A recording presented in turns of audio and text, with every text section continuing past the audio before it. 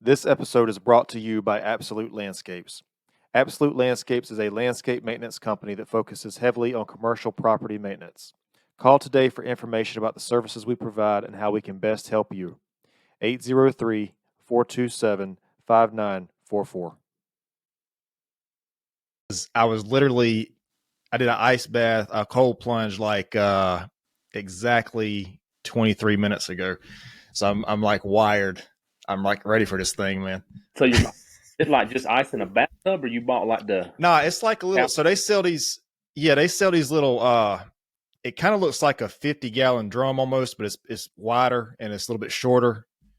They have those. Those are like the cheaper options, like $100 something dollars. And then they actually have like tubs that's like filtered and the water's chilled. The only bad thing about those little drum ones is you have to put the ice in it. So you have to like put bags of ice in it.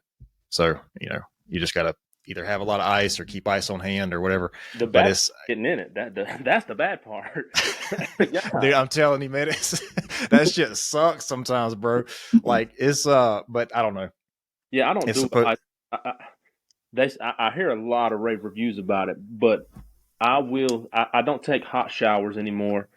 Um, I'll take like a lukewarm shower, and as I'm done with the shower, I rinse off with cold water, yeah. and it's invigorating. It's like, woo, son. So I get it. I get it. Well, like the thing about this, like cold showers, is like where we live, it doesn't really get the water's not really that cold. Like right now, if you take a cold shower, it's really not cold in the middle of summer. Even in the wintertime, man, it's like the water will it might be like 50 degrees at the coldest, Yeah, that's because which is cold, but it's a little bit different. you got all that asbestos and estrogen floating in your water, keeping it hot. Yeah, yeah, you get all the stuff. All the stuff off of birth control and everything. But but it's different. I think it's different though, man. When you like if you can like a pool or a lake, if you can, or a little ice bath, if you can like uh fully submerge your body into it, it's a little bit different. But this past winter, man, I did cold showers a good bit, and that shit sucked. That's good. So I mean it. I won't take the whole shower cold because it makes Mhm. you pant almost. You know what I mean? Yeah. Which come to find out, that's actually good for your lungs and stuff to have that shortness of breath. It does Oh something. yeah. I don't know. It's like make sure your wires start to spark a little bit. I don't know, but they say it's really good for you. So I do. Mm. I do. Well, it's I mean hot water is good too. Like it has its benefits, but the cold the reason that I like doing cold water therapy is because it has a lot of good physical benefits. It helps with like muscle recovery and stuff like that, but it has Right. a lot of mental benefits too, man. This sounds really this sounds really crazy and like woo wooey or whatever the term is. But if you can like be in cold water and run like math problems or something in your head, it trains your mind to operate under pressure. Um, and I learned that it sounds crazy, man, but I learned that from a neuroscientist, Andrew Huberman. I don't know if you know who that is or not. Never heard of. Um, Is that the well, same he's guy that got arrested? No, that's Andrew Tate. Never mind. Never mind. Different. no, it's two completely different. It's two completely different people.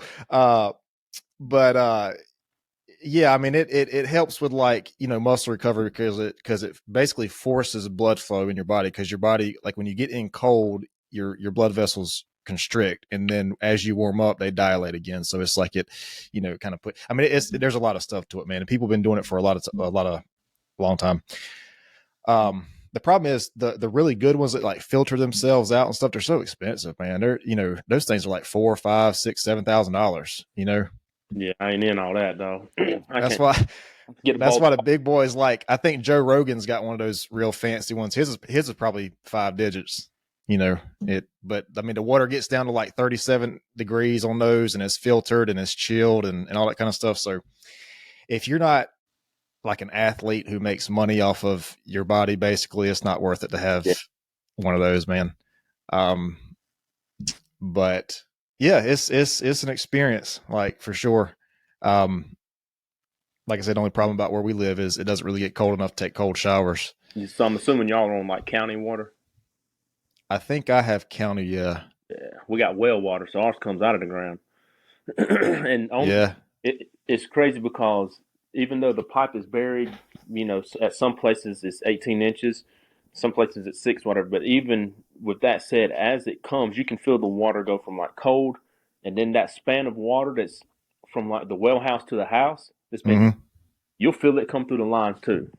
Oh But yeah. after that though, son, So, do you know how deep the well is? Like how deep in the ground it is? mine is 180 feet. Jeez, damn! I didn't know they were that deep.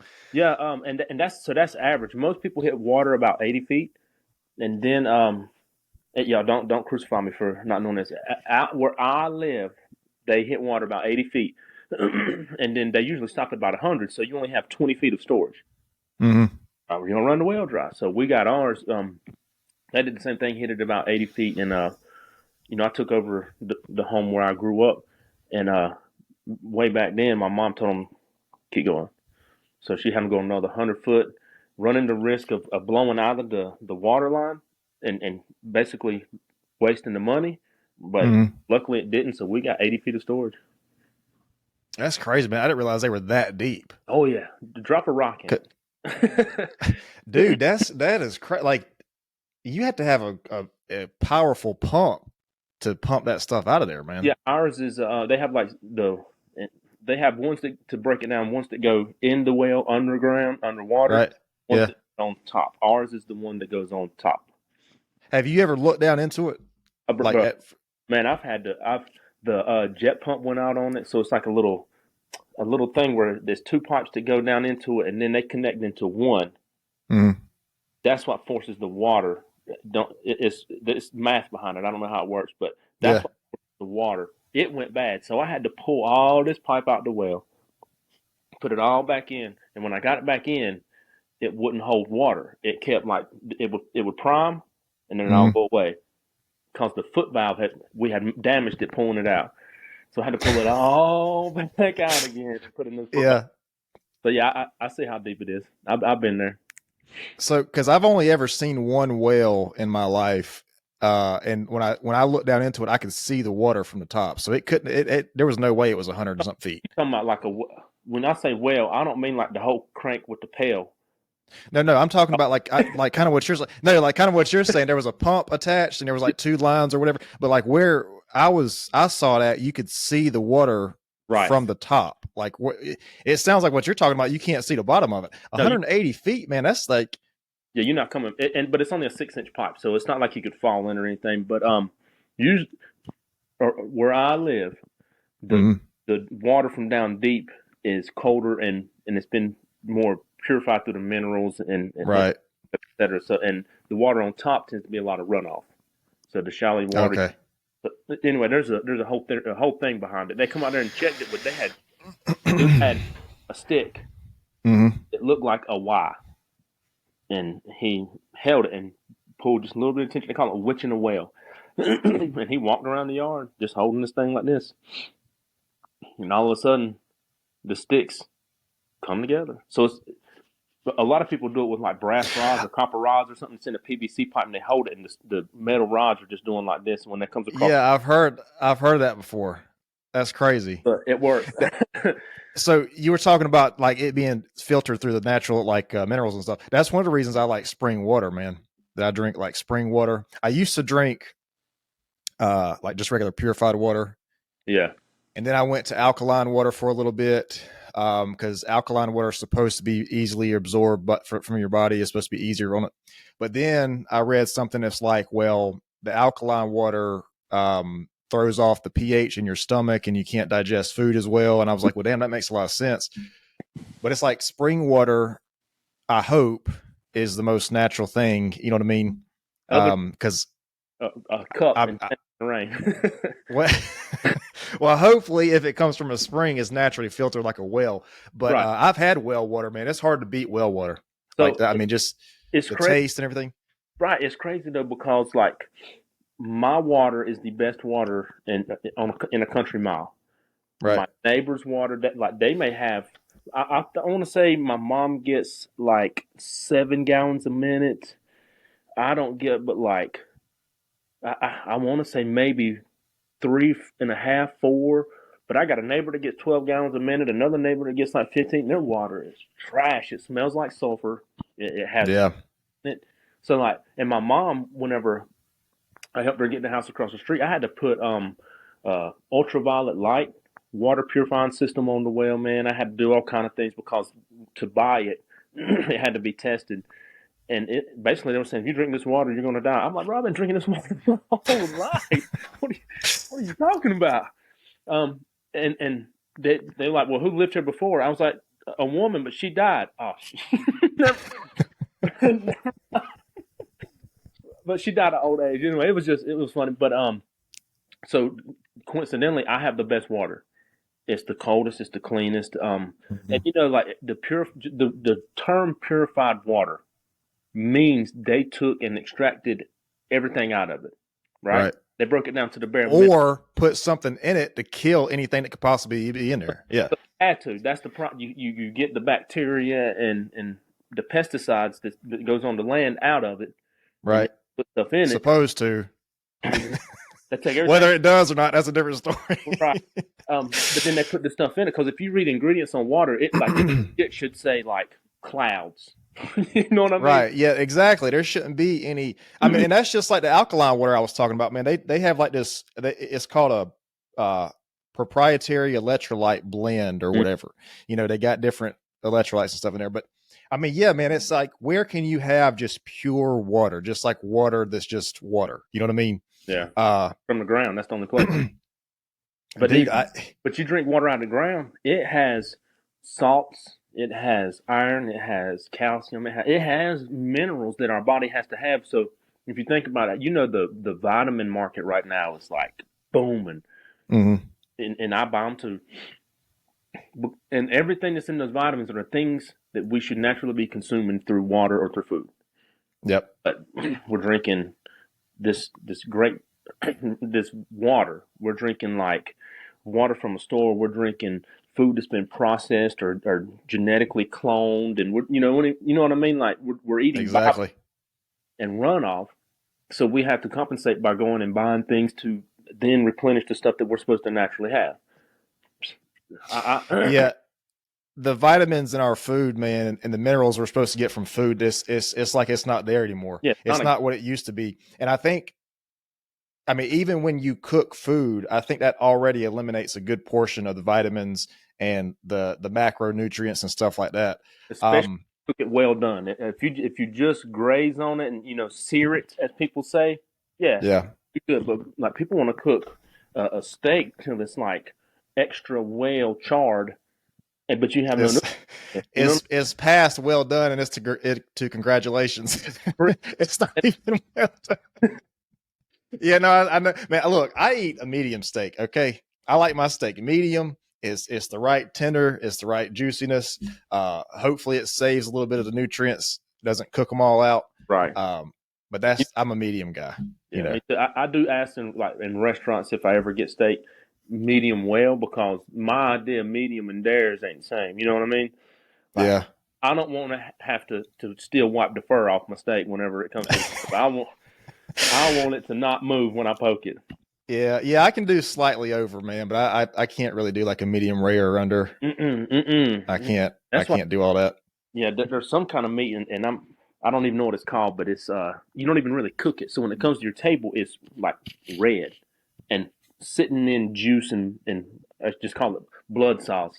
And it's an expensive cut of meat. I don't even know what it's called, but my mama be eating that stuff, man, and then taking bread and soaking it. I'm like, ooh. Well, you know, a lot of people like so there's a thing is a such thing as the raw meat diet, Yeah, like and a lot of people have done that and supposedly seen good health benefits from it. I mean, you know, I wouldn't say like I would say probably don't eat most raw fish like things like that, but you know, or I don't know, man. don't eat raw chicken. Or yeah, chicken. You know, I don't know. And the crazy thing about it, man, is like I turn 40 next month, and I am just now starting to figure out what makes me feel better. I guess I know what made me right. feel. I eat 12 hot wings, cover them in ranch and drink Modelo's behind it, I'm gonna feel like crap the next day. Yeah. Go figure, right? But I can't even eat salads like that. If I go on like a leafy diet, I feel just as bad.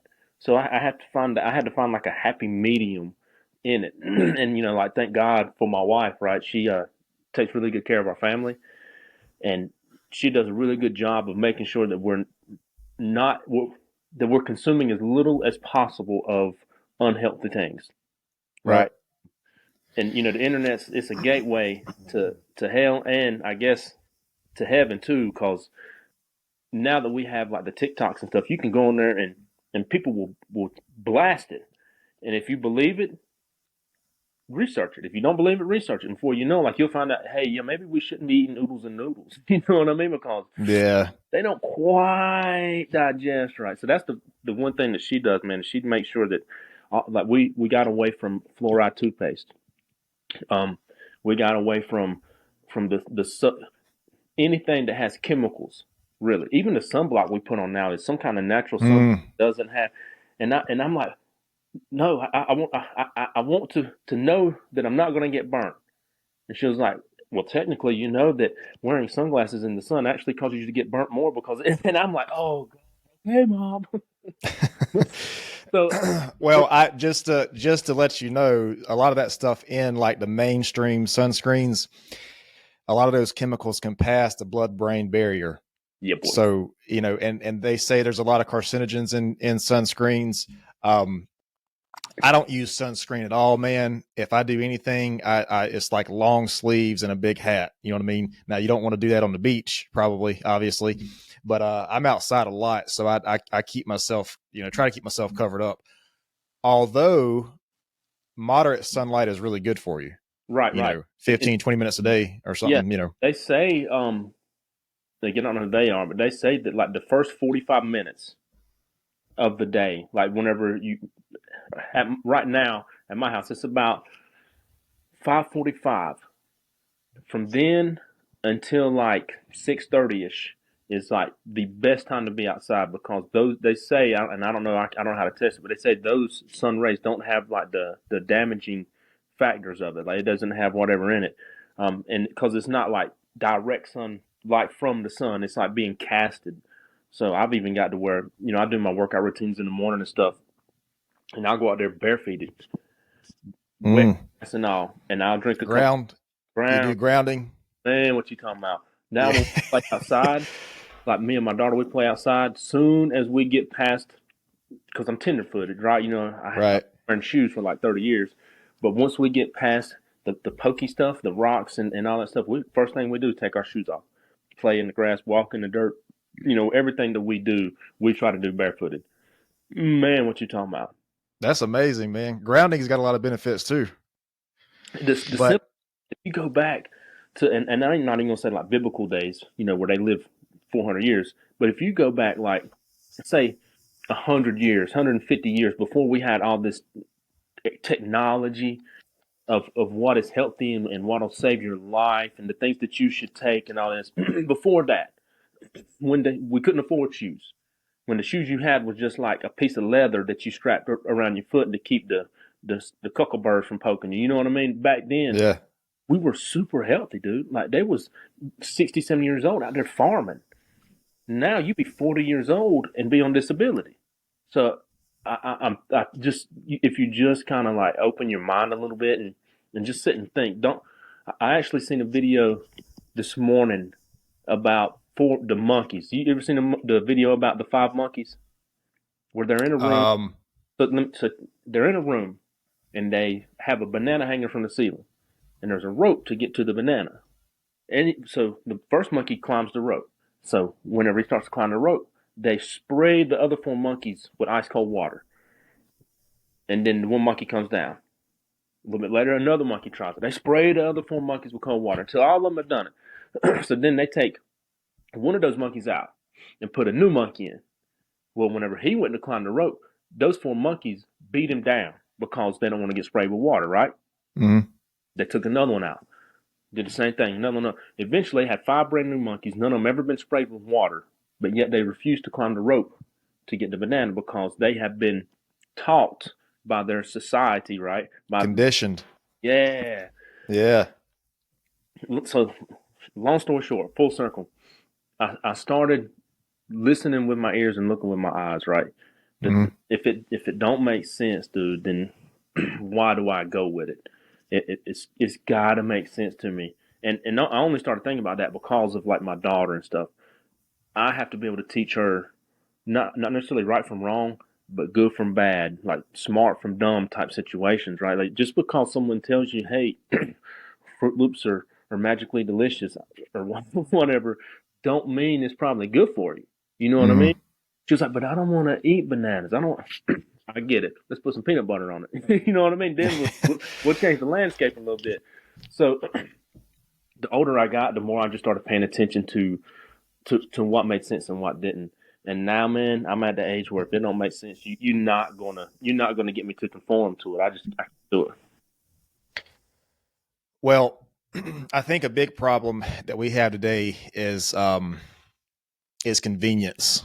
You know, Oh yeah, it's convenient to go through a fast food drive through and get a meal that's really not good for you, man. Um, I mean, we're talking about calories that they're like basically manufactured. You know what I mean? Uh, and it's but calories in one meal for the day. it's a what? Enough calories in that one bag meal for the day. Yeah, yeah, yeah. And we don't. I don't know if you know this or not, but like Americans have like to other countries and stuff. Americans kind of have a reputation for being like overweight and stuff like that. You know, Nah, being unhealthy, being unhealthy and stuff, dude. Because if you go like to these other places, man, like some of the places it might be because of poverty, but other places like their food, I feel like the food is entirely different around the world. You know what I'm saying? I pulled up something right here that I wanted to show you. Uh, Let me find a reputable website. We were talking about like what's in the food and stuff. These little pop ups, man. Um, by the way, you were while I'm looking at this because this is I'm having a hard time pulling this up. You were talking about stuff that you like changing your diet, changing your diet like to the meat and stuff. yeah, yeah. Tell me about that because I want to hear about that. Like, what have you like when you change your diet? Have you seen any kind of significant changes as far as health and energy and sleep and anything? Like, I mean, because like you said, you used to drink purified water and then go into well water. Like, did you see like an actual difference in that? Like, can you tell it? Can you tell a difference? So I say I've grew up on well water, Okay. uh, but at work when you're at work 10 hours a day, 5 days a week, and you have a surplus of this purified water. That's what you drink, and that, you drink a gallon of water a day is kind of like the philosophy, right? So I was Mm-hmm.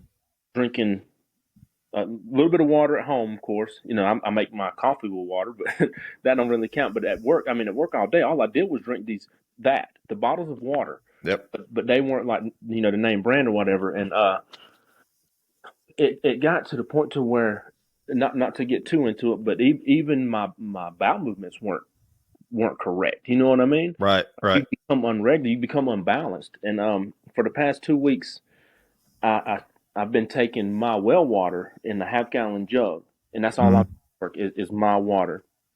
And my wife said something to me yesterday that kind of let me know that I'm turning the corner on it. She was like, "You didn't snore last night, Hmm. huh?" She was like, "Yeah, why didn't you snore last night?" And I was like, and then it hit me this morning, like, oh, because I'm actually breathing better. I'm actually sleeping better. I'm actually getting the rest. You know what I mean? But as far as the food's concerned, I've been on like a little health kick, I guess, for almost 6 years now. And Okay. we used to go out to eat every day.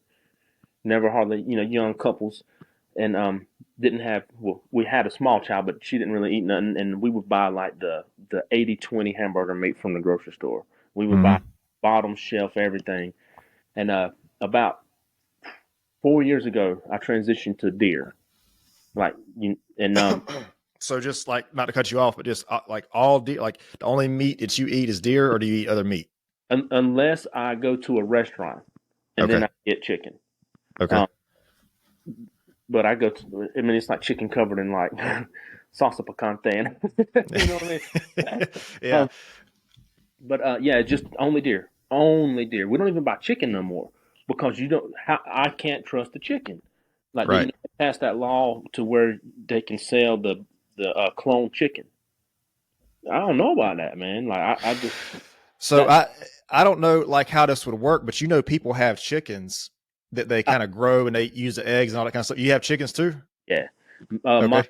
My mom across the street has chickens. We got turkeys, not a bunch, but and every year my stepdad he calls it lopping their heads off.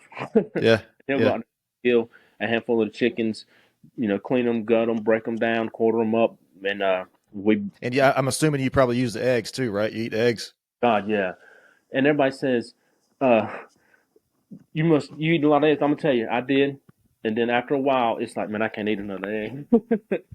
So I'll go through spurts where for a month or so I'll eat nothing but eggs and stuff for breakfast. Mm-hmm.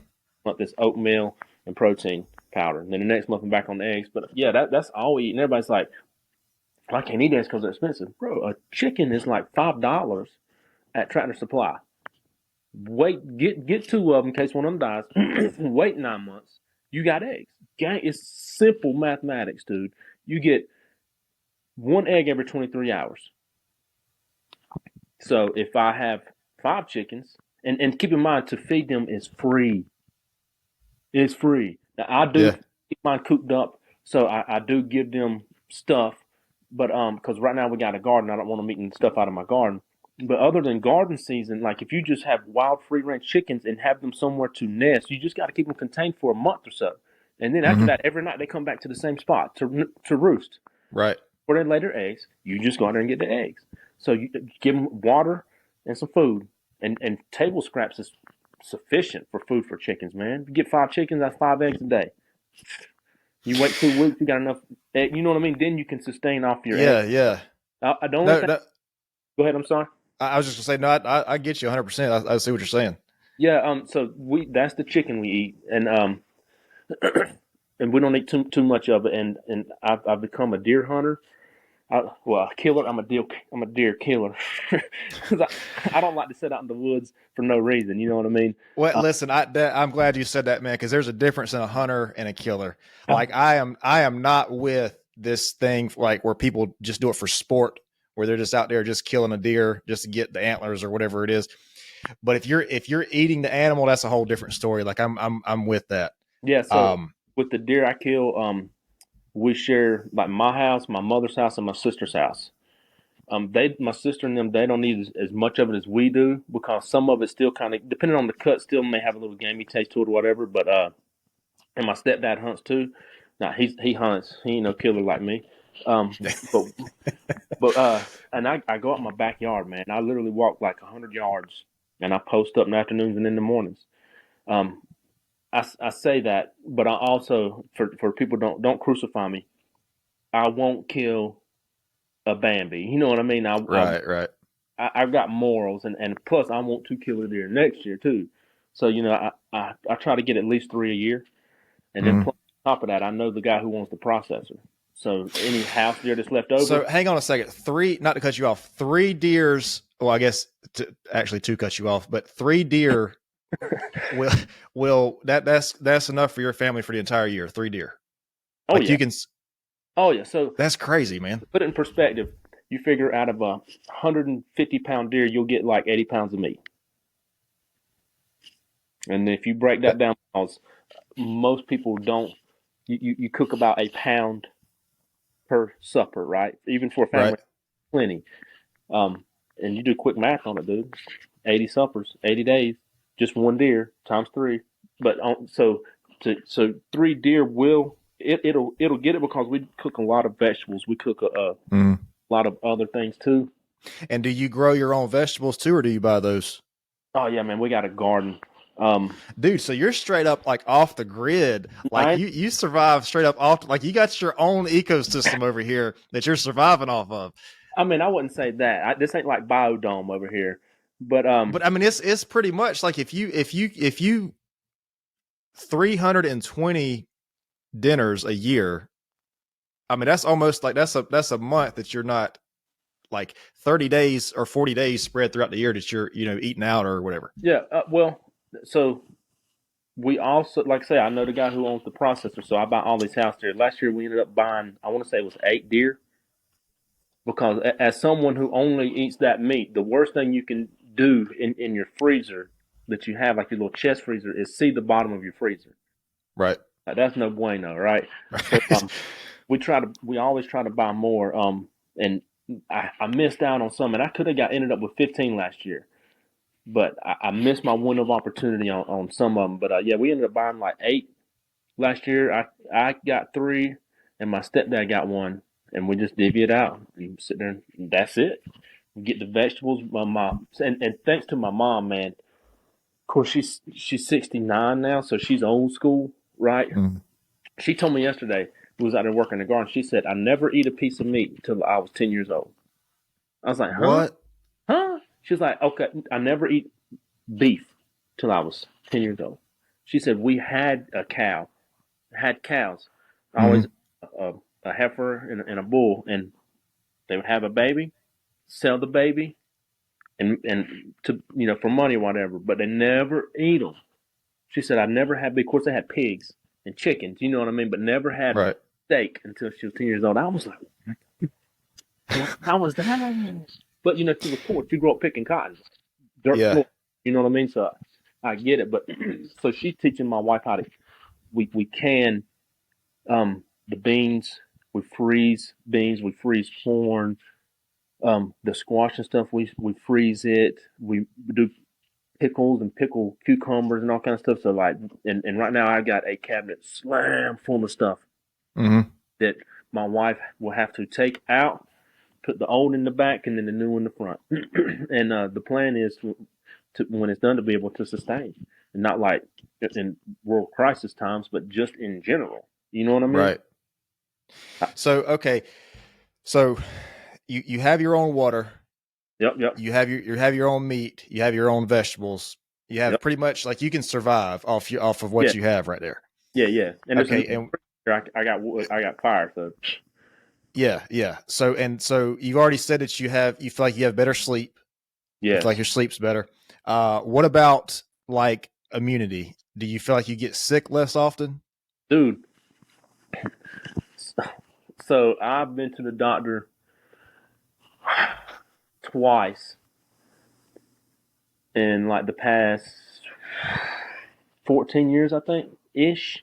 And Um, I mean, and I'm not asking you for what. You don't have to say for what. uh, But was this something for like a like uh, a like a so flu or something? the back the 13, 14, whatever years ago, me and my brother was in a head-on collision, Okay. and it was like you're going to the you going to the hospital. Right. Right. We had to follow ups after that. Um, Between then, um, I went for a knee surgery. Mm-hmm. I tore my MCL on the trampoline with my daughter playing Marco Polo. Right, go figure that. And jump off a house, and I can't run around a trampoline. Um, and to do that, you got to have the wellness checks, and it was just Right. stuff. And that was probably going on 9 years ago now. No, I'm But lying. I mean, like, Years ago. specifically since you made the change to your diet, have you been sick? Like No, a re- I only went for a wellness check to have a vasectomy. That was it, dude. And then they told me my cholesterol was high, and but everything was off the charts because I was going through a bulking phase, and right? I was Yeah. like 220 pounds, and they're like, you need blood pressure, man. We need to get your." I was like, "Whoa, no, we're not gonna do it." She was like, "Yeah, you got to," and I was like, "First of all, I don't got to do got turn thing."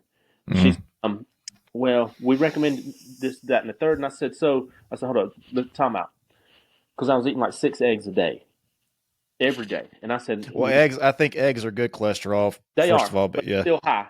And yeah, when I yeah. put that on top of deer sausage, on top of, you know what I mean? Right, right. But I asked him, I said, I said, give me 12 weeks. Let me try to get it under control myself. And when I come back, we'll retest the blood work, whatever. She's like, no, we can't do that. I was like, well, you can send the prescription to the pharmacy if you want to. I'm not going to take it. So don't Mm. waste the medicine. She said, well, what if we just schedule you an appointment for 3 months from now?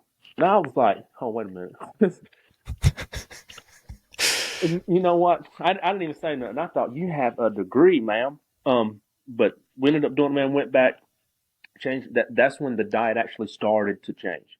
That's when Okay. I started really getting serious into it, and because I felt like I was a pillar of health. You know, I worked out every day, just about, except for maybe one day a week, 2 days a week. I eat natural things, but my intake and the balance was off, and that was an eye opener for me, man. Because my father died of heart failure, his father died of heart failure, so on and so forth. Right? There's like this grim reaper following me around. It feels like, and at that point, I was like, yeah, I got to do something. I got to live for my daughter, man. Because so he was 43 when I died. I mean, when he died, and I Right. was 9, fixing to be 10. So my daughter is now 9, and I'll be Mm. 4. So that was my goal, was to outlive him, right? And the path he set. So since then, no, I got COVID one time. Mm. You ever had COVID? I don't think so. I think I had it before it became a big thing, but yeah, I Dude, don't. you know what I did? Nothing. I did nothing. I kept getting up, working out. Mm. I kept going to provide for my family. I kept doing what I was supposed to do. I never stopped, never became stagnant, because I still felt good enough to be able to go. Right. 100% still felt good enough to do what I had to do. You can hear it now how I'm a little congested, right? Bro, I didn't really notice, to be honest. man, well, I feel it, but it's because I've been outside playing. Every Mm. day I come home, again, like I said, feet off, straight into pollen, straight in the dirt, straight in the woods. That's just how we run, man. So every Yep. morning up, I do feel a little congestion from the pollen, and really, I don't know if it's the pollen or what they call, what's the things in the sky that everybody's talking about, the trails. The the chemtrails. It could be the smoke from Canada. I don't know, but I do wake up in the mornings a little congested. Don't take Mm. support. Do not. I don't take. I don't take medicine for headaches. I don't take allergy medicine or none of that stuff. I let my body fix itself. I used to have to take sinus medicine every day, take allergy medicine every day. My body never had a chance to fight it. So now So I suck through it. better sleep. You Oh feel yeah, like better immunity. yes, What about like energy levels? Do you feel like you feel like you're more energetic, or like have more energy, or like dude. are you seeing like better gains with your workout? Let me show you this real quick, because this is kind of pending in the back of my mind right here. Uh, this is a graph, and this is from testosteronedecline.com. Don't know if that's a valuable thing or not, but this graph right here is this I guess this concept is a pretty popular thing. Testosterone has declined like significantly in the past 100 years. If you think about like our grandparents, great grandparents, they had it was significantly different for them. Per this graph, 1960s, the average was in the 700s, which is pretty decent. And yeah, then now it's in the looks like it's in the 400s. God, So that's almost a 50% decline, man, just since 1960. But like you hear things like I said, our grandparents, our great grandparents. I mean, it was like their I guess you would call it their chemistry, their biology was like completely different, man. it made And I difference. feel like one of the things that's made that testosterone decline is the food that we eat. Oh, You know, 100. it's not the food is not, it's not the same. And so that's why I'm asking you about all this kind of stuff. So Especially the energy levels, man, because I noticed like even when I eat clean, like from a store or a restaurant or whatever, I feel significantly different. So I can only imagine if you're eating stuff that's not, processed or whatever. yeah, first of all, our grandparents walked up to school uphill both ways back then, so they were different. Um, but they Yeah. had to. they had not walk uphill, but they had to do things. There was no choice. You went to school, you came home, and you worked the land. Mm-hmm. You woke up, you went to school, you came home and worked. Yep. That's the way. That was the way of the world there, and everybody had a role to play. Like the the males, the men had to do the men stuff. The women had to do the women stuff. So there was no time to sit down and be idle and let your body become stagnant. You know what I mean? Like Mm-hmm. an object in motion tends to stay in motion. So Right. once you sit stagnant, it's like water. If you look at water, you put water in a bucket and let it sit Mm-hmm. for a few days, starts to algae up, right? Starts Oh to yeah. get buzzed. But you put that same amount of water in a bucket and make it siphon, make it cycle. Never goes bad.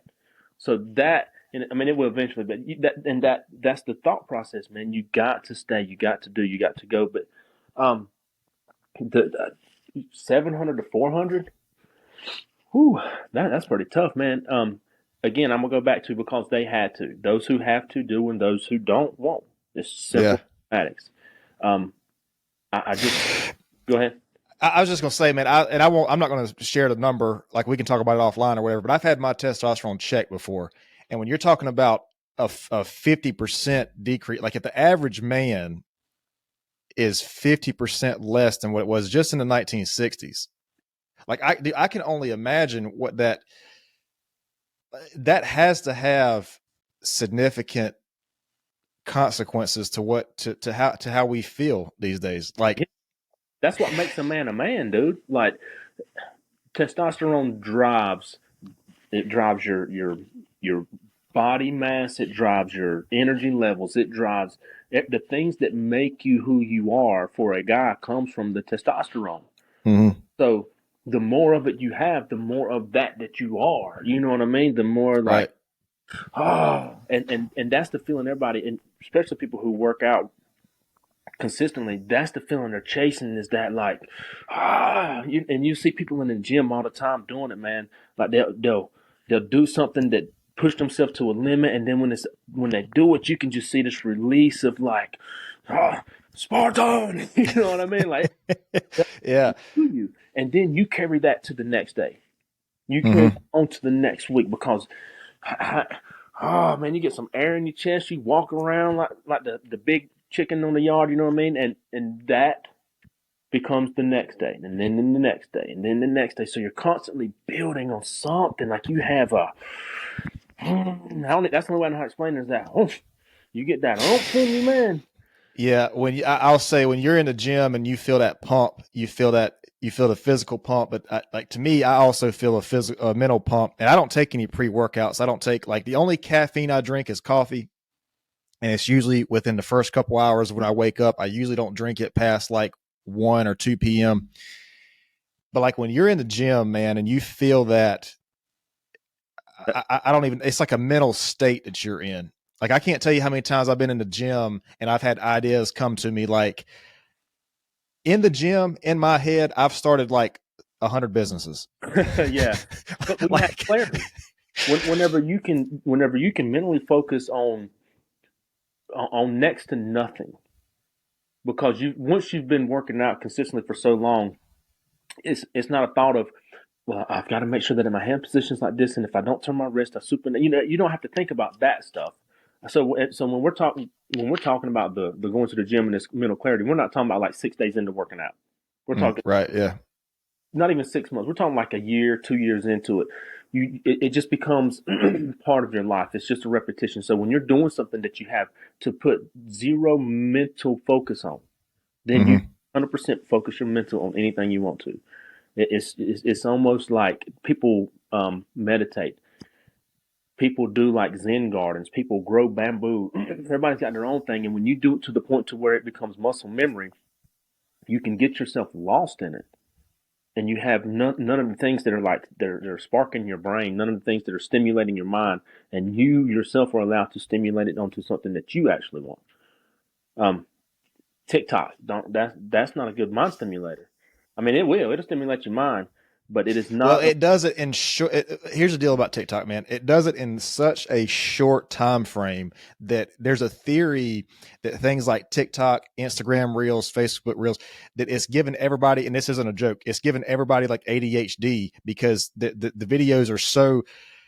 Think about. I heard somebody on a podcast say this. Think about the last YouTube tutorial you've watched. The guy introduces himself. Hey, I'm Joe. What? We don't care about that. Just tell me how to do the thing I'm trying to do. You know, it takes like 10 seconds, man. But you're like, I don't want to hear this. Just get to Right. the part and tell me how to do. But it's like these reels and stuff, man. You can get on TikTok right now and you just scroll through, and it's unless it's something you're interested in, you're watching like half a second. Right. Even if you are interested, you're probably like 2 or 3 seconds watching it, and then you're on to the next one. That can't be healthy over like if it's a repetitive thing. You know what Yeah, I'm saying? letting your mind, and you almost become like, you ever seen like Beavis and Butthead Do America, where where Nah. where Beavis drinks a whole bunch of coffee and he pulls his shirt over and he's like, "Ah, shit,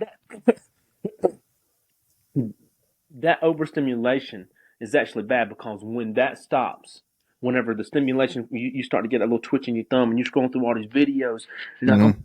oh my God, trying to catch the next little buzz off of the video.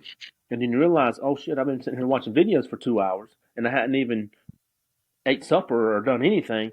And you get off of it, then your whole being just feels like, because you Yeah. have no stimulation. You have nothing. That nothing is exciting as everything you've seen on the internet. So, and I'm guilty of it too, but I catch myself watching people work out and stuff Yeah. like, you know, um, my wife will watch this this lady, Barbara O'Neill, who's like this a natural doctor. I guess the best way to explain it, I know that's not what it's called, um, but she'll be watching her do stuff, and then and of course, that is what transpires. But she'll send me these videos. She's like, "Did you watch that video I sent you, Barbara O'Neill?" I'm like, "No, that is the boringest lady I've ever seen in my life." Watching Bill Not a Science Guy explain evolution. Mm-hmm. I'm like, dude, it's not overstimulating. And I realized then, like, because it's not overstimulating, I don't even want to see it. You know what I mean? I feel like I'm wasting my time. But I watched 3 minutes worth of videos of guys wrecking motorcycles into walls because they're trying to do wheelies. You know what I mean? Yeah. So I Listen, I don't want to change gears right here because I really want to hit on this. Let me stop this for just a second. So what were we talking about now? Talking about about eating natural and living better. yeah, but we were talking about like TikToks The and mind. how yeah. Check like it's you said something earlier that I wanted to go back to. About like being in the gym and just feeling that sense of like I don't know what it is, man. It's almost like that sense of overcoming something, which I think we're missing that. I think a lot of men are missing that these days. Yeah, Because I think one thing that makes like I think the feeling of overcoming something and having a purpose, I think is what drives a lot of men. You know what I'm saying? And I think these days, a lot of men don't feel that. I think a lot of men are missing that these days. yeah. I mean, well, you could almost throw a ball in a crowd, hit a guy that can't change his own tire.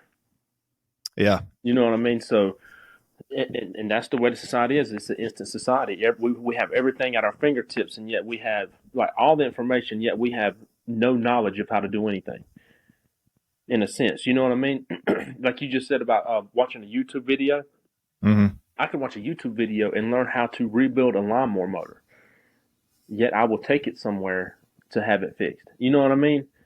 So, Yeah. so that I guess that has a lot to do with it. But going to the gym, man, or let's remove the gym part. Something that you do that gives you that peace and tranquility. Because a lot of people are like, well, man, I just don't go to the gym. Cool. Do you walk? Do you run? Do do you paint? Right? Do you work on cars? What something that you do on an almost daily basis that gives you that helps you stay centered, whatever that is, is the same effect. So people, I don't want someone to say, "Well, I can't relate because I don't go to the gym." No, but you have something that makes you, that makes you tick, Yep. and you find that, and fighting to have time to do that is overcoming an obstacle. Because we can all say we don't got time. Like I can say, man, I ain't got time to go to the gym in the afternoon. It's a lie, but it's facts, right?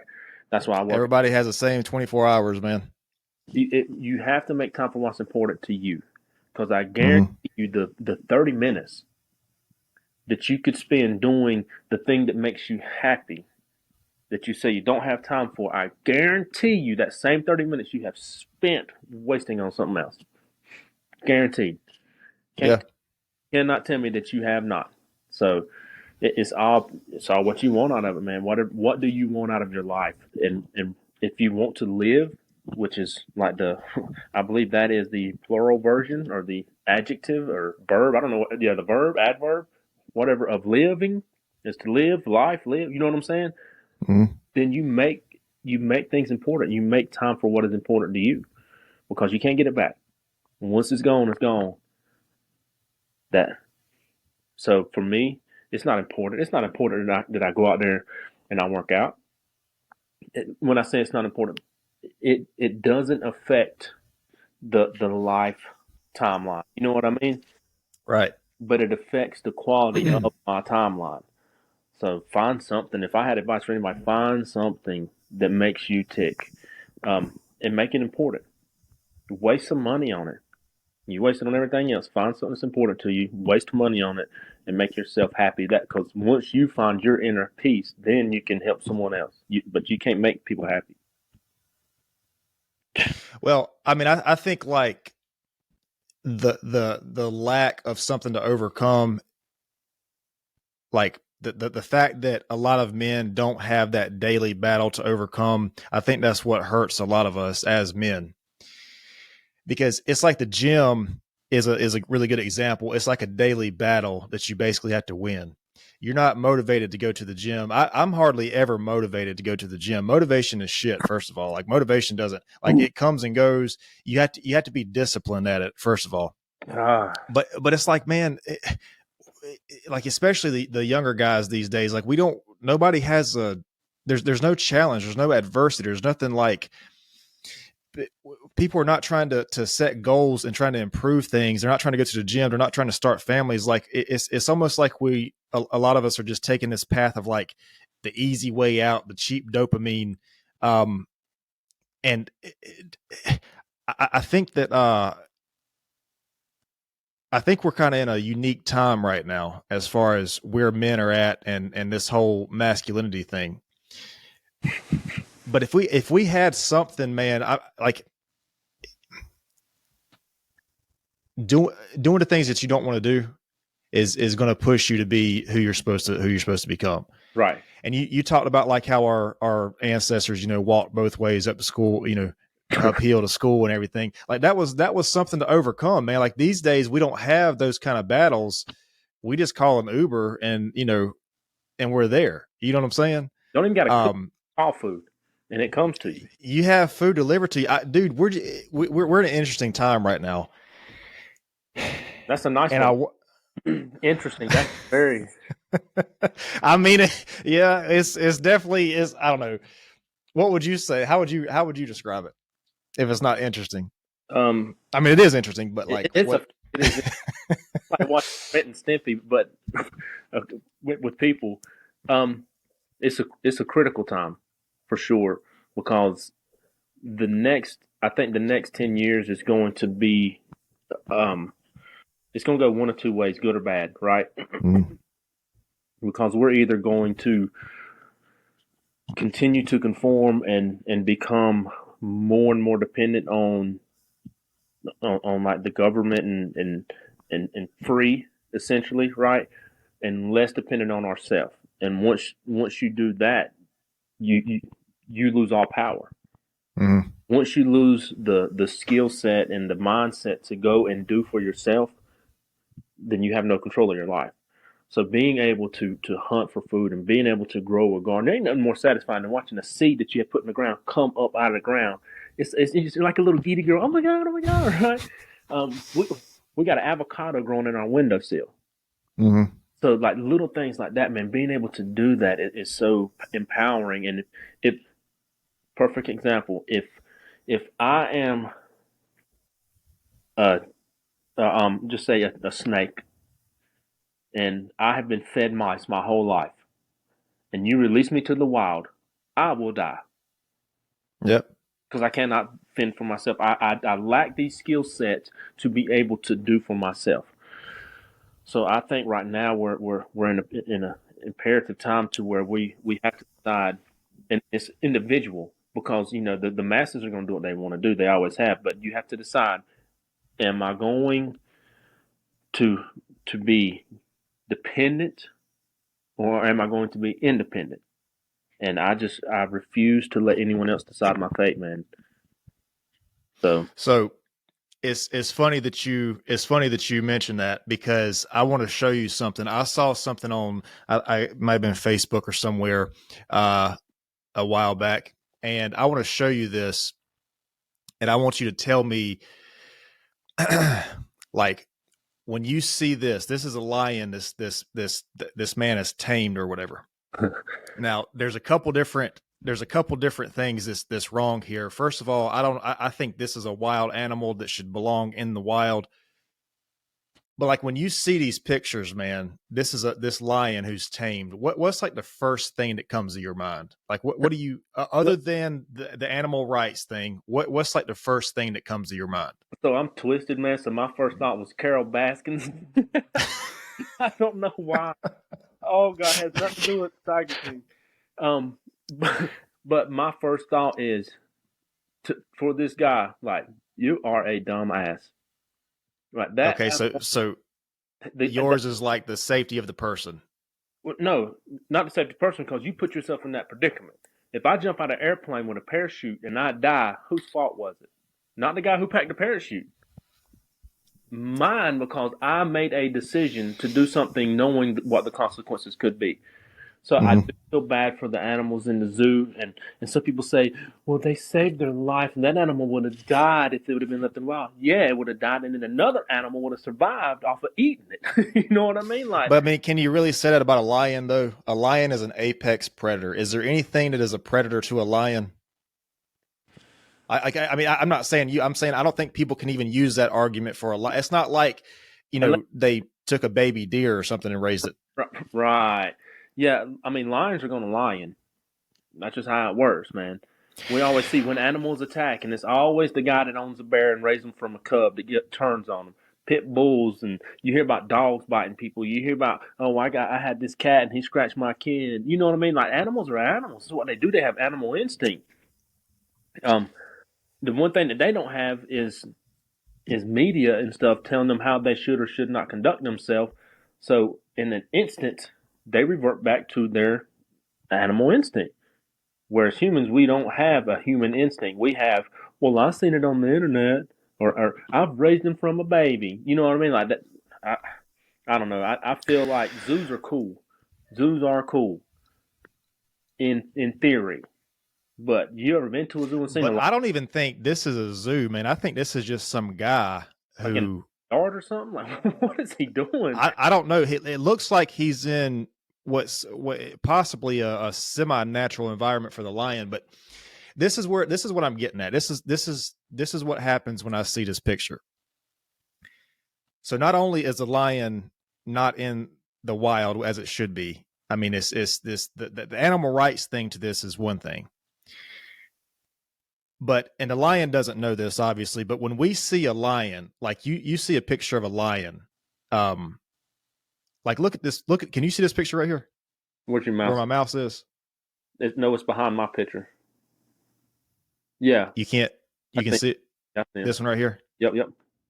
or even this one. This one's a good one. Like when we see a lion, there's certain attributes and words and characteristics that we give to a lion, like courageous, Right. brave, regal. I mean, a lion is an apex predator. Look at this thing right here, man.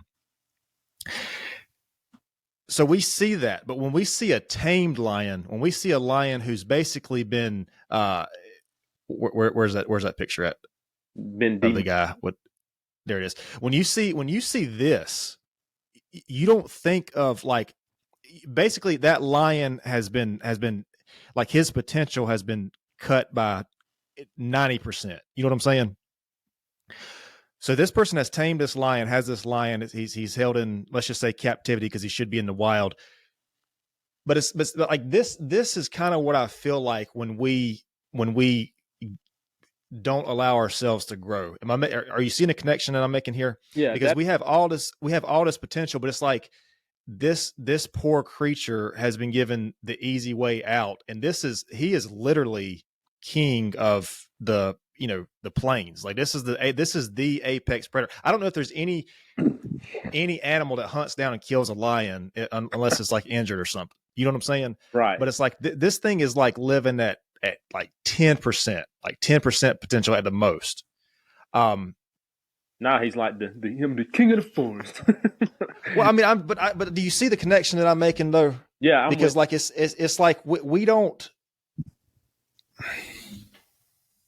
when we put ourselves in a position to stay comfortable and to stay,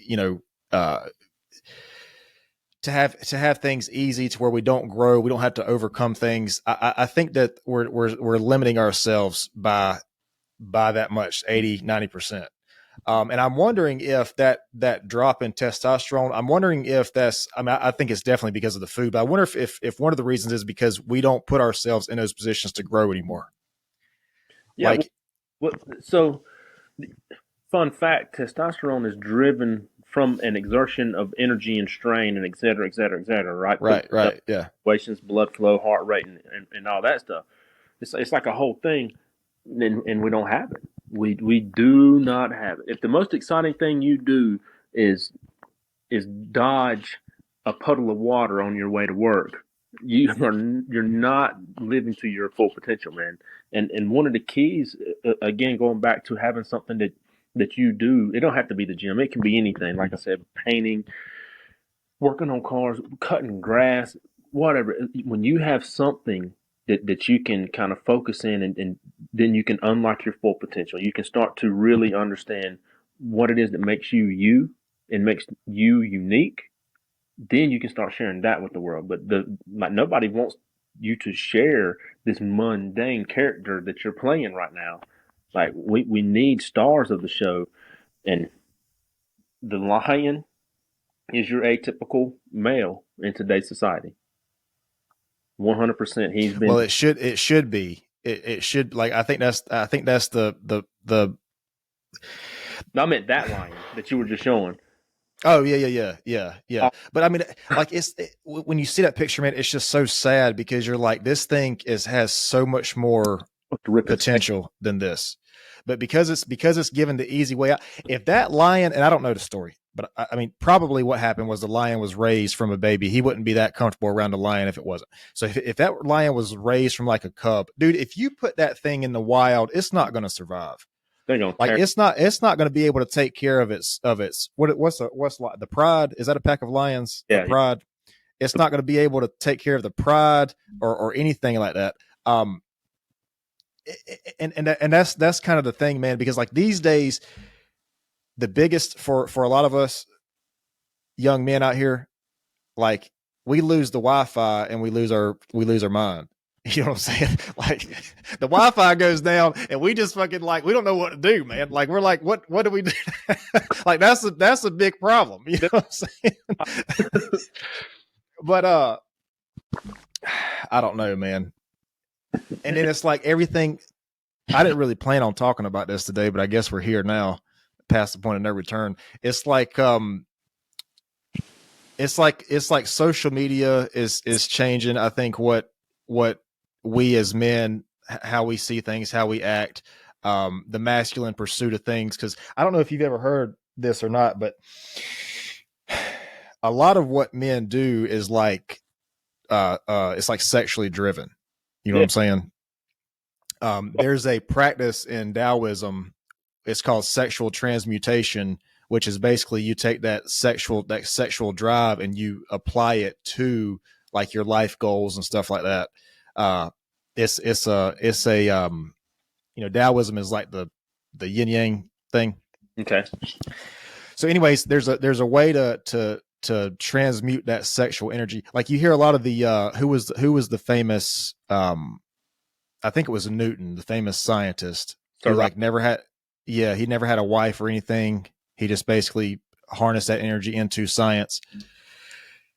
But the reason I bring that up is because like these days, man, with this hookup culture and stuff, it's I don't think it's and this kind of goes branches off to women because I don't think women understand how powerful they are when it comes to their impact on society because women have a lot of influence over men. I don't think they know that or not, but they do. And if there's a lot of promiscuity in society, if some women are way more promiscuous than others, that means those men don't have to compete and battle and fight for the attention of that woman. Does that make sense? And Yeah. so the productivity of those men over the course of society, over the course of decades, the it's going to drop. Like they're going to feel like, well, they don't have to have a career, they don't have to have money, they don't have to have their self put together because it's so easy to get that woman's attention. Or even And I'm not saying that that's the only reason that men go out and get college degrees and everything, but you can't you can't argue that that's not a reason. Like men put themselves together well. One of the reasons being so that they try to have a good life so they can have the best potential mate they can right. have.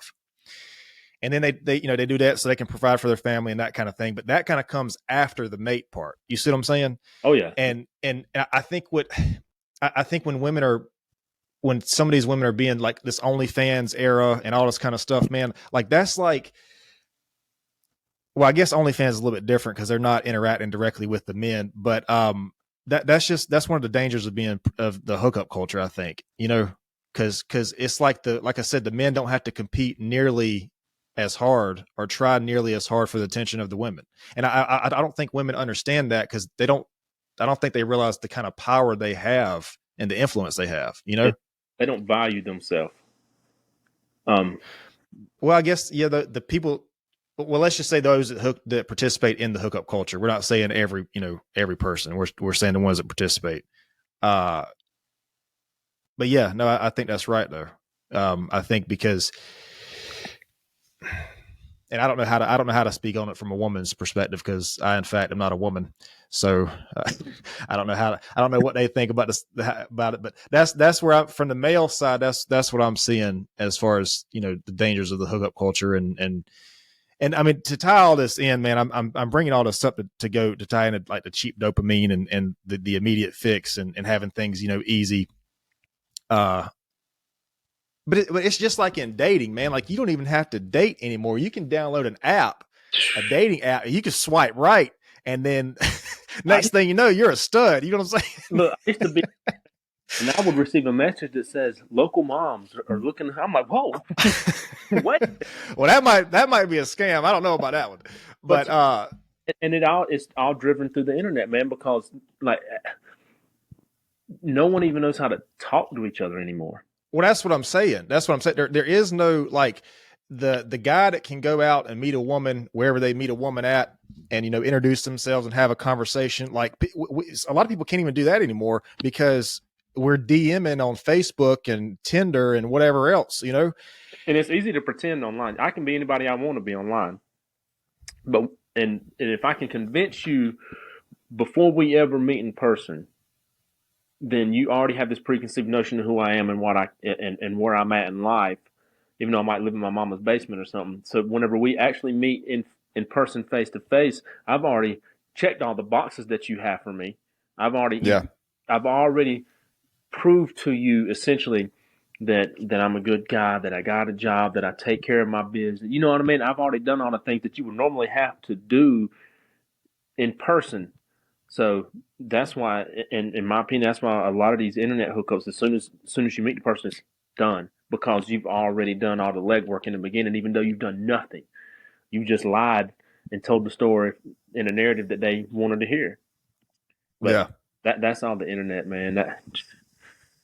But Well, and that too, though. Just speaking from the man's point of view, because they say that they say how Instagram and social media has how do they word it? they say this like it's made women it's kind of shown them the possibilities of like how many men are out there, and they get flooded with these likes and messages and stuff like that. But it's like the same thing can go for men too, because they don't, when they get on social media and they see all these women that are out there, how does that make them feel about the partner that they have, or the partner they, I mean, you know what I'm saying? Like it's just first of all, there's entirely too many people on social media for you to even think about having a chance with. You know what I'm saying? Like, let's just be realistic here. Like, you can't, there's no way you could go out and court and date all these different people. So you're like overloaded with all these options. Whereas before social media, before the internet, what there was a girl in your neighborhood, or there's a girl you went to school with, or like, I mean, but now with like, we have all these decisions, and it's like, I think it really influences us, man. So with that said, what about you, not you specifically, but what about you makes you think that someone would want you? You don't have anything. You don't have your life together. You don't take care of your children. You don't have a consistent job. You know what I mean? Like, Right. but yet everyone feels like they're God's gift to the opposite sex. So, and I'll tell you, I'm infatuated with my wife. Like, she tells me all the time, I don't understand. You always and I'm like, you're not gonna understand. You can understand, and it's not as much of the lust as it is the love. Like, I'm very attracted to her, but the things that she does for me and my family makes me want to appreciate her. But as a man, my first thought process to appreciate her is the sexual side of it. That's just like you said. That's just how men work. We're short something in our brain. It just don't connect, right? An old guy told me one time, "Ain't enough blood in a man's body to think with both heads." So I can't. I can't. That's just a natural instinct to go to show appreciation, or whatever. But my thought process was, if she is not where I feel like she should be with that part of it, it's my fault, because what is wrong with me? What have I done? And so first thing you want to do is you want to get yourself to the point to where you look and are at a level of a man that you think that I thought that she would want to be with. You know what I'm saying? I started asserting myself. I started being dominant. I started making decisions. You know what I mean? Like, I started doing the things that a man is supposed to do to make a woman want to be with a man. But right nowadays you don't got to, because if I'm on the internet and per se you're trying to hook up and it's a no from that girl, I bet next. Yeah. Throw it out, I bet next. You know what I mean? So that's the disconnect that we're losing in life, I think, is knowing what we're supposed to do. Like, we are. You looked at the line, and you instantly, when you seen the line, you knew what his purpose was. You knew what they were supposed to do. You knew exactly. How. Yeah. Because in an instant, you knew what that animal's purpose was on this earth, right? But we look at humans as a society and question, well, what am I supposed to do with my life? You know what I mean? Like, it's a simple design. There's there's actually a handbook on it. You can believe it or not, it's a real cool story. The guy dies and comes back. You just follow the handbook. Yeah. And be who you're supposed to be and do what you're supposed to. And it's a guideline, man. It's not specific telling you on August whatever to do this, but it is 100% a playbook for you to go by in situations and stuff. And even way back when, everything was made by design. Like, my daughter tried to kill a doodle bug. I call them doodle bugs. I think some people call them roly polies. You know what I'm talking about? I think so. Yeah. Little crawly thing that when you touch it, it's like an armadillo shell, and when you touch it, it rolls up into a little ball. Oh yeah. Anyway, she was like, "I'm gonna kill it." I said, "Not unless you're gonna eat it." She was like, "Why can't I kill it?" I said, "Because it's got a purpose. Why would you want to kill something?" She said, "Well, what's it supposed to do?" I said, "I don't know, but it does something. It does something. God made it for a reason." And with that thought process, we're all designed for a reason. Men are designed to do a certain thing, and women are designed to do a certain thing. And I'm not saying like man should be with woman, and that's a different section of that book. But right. What I'm saying is, if you are playing the man role, you have a certain obligation and certain duties that you are supposed to do. And if you Mhm. are playing the woman role, you have certain obligations and things that you're supposed to do. Just the way it works. Simple mathematics, man. Well, um, you made a good point about how you said the older guy, he can't think. There's not enough blood in your body or whatever. So not just this is just strictly from a biological standpoint. This is not a spiritual or religious thing. But the purpose, I think, for all of us biologically is for our DNA to continue, Right. to like for our DNA to reproduce itself. And man, we could get into this whole thing. Like some people believe that, I mean, I believe in love, but some people believe that love is a chemical reaction in your brain to motivate you to reproduce. That's neither here nor there. I don't know enough about that theory. I'm just saying that's what some people believe that. Okay. But so biologically, our purpose is to make more of ourselves, and that's Right. why, and I think that's kind of what you were getting to earlier when you said that. But it's like, but yeah, man, like these women, like social media and these dating apps and all this kind of stuff. You're right. You don't have to try. Like if you have a problem in your relationship, if it's not working out, people just move on to the next one. And like you didn't have that back in the day. You know, 50, 60, 100 years ago, you didn't have, if there was a problem, you fixed the problem and you solved the problem and you moved on. But like now there's no, I want to say there's almost like there's no fight in it, you Yeah, you know, don't have to, because it's and and everything's just so transient. Like it's just here today, gone tomorrow type thing. And I don't know how you could ever have a fulfilling relationship like that if you're not there for the long run, which by the way, that's what some people say marriage is for, is to ensure that you're there yeah. for the long run. I mean, that's what they say. Now, there's a difference between being with someone till you or them are deceased, as opposed to being with them. You know what I mean? Mm-hmm. Like, Right. because if you ain't shit and you don't take care of your stuff and you don't care, you always hanging out and stuff, you're not there. You're not with them. You are just a placeholder, because I guarantee that other person has already filled your spot, right? Um, and that's again, man. That's why I don't have no friends. I don't even. I have a lot of family that I don't even associate with, because if you don't, I have a certain way of life that I think things should go, Yeah.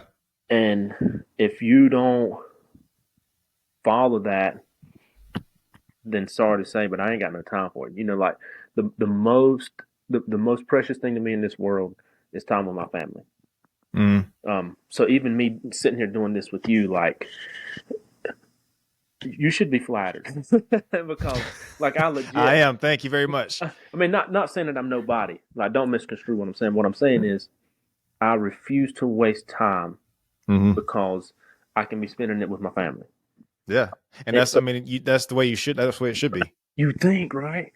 Even when I go to work, I don't waste time at work. When I go to work, I go to work, Mm-hmm. and people say I don't do nothing, and they're right.